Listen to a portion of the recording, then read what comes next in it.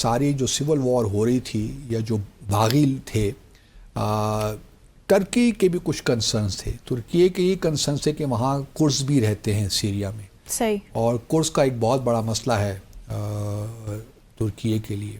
اور ان کو ایک اور پرابلم یہ تھا کہ جب سیریا میں سول وار ہو رہی تھی تو بہت سے سیرین مہاجرین وہ ترکی جا رہے تھے.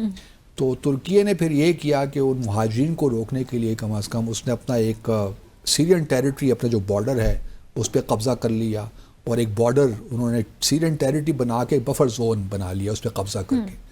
تو ترکی کی بھی بہت بڑی انوالومنٹ ہے. کچھ ایسے ملیشیاز بھی ہیں جن کو ترکی سپورٹ کرتا ہے بشار الاسد کی حکومت کے خلاف. تو یوں کہہ لیجئے کہ ایک طرف ایران، روس، عراق ہیں، اور دوسری جانب گلف کنٹریز ہیں، سعودی عربیہ، ترکی، امریکہ اور اسرائیل. یہ ایک لحاظ سے آپ تقسیم کر سکتی ہیں.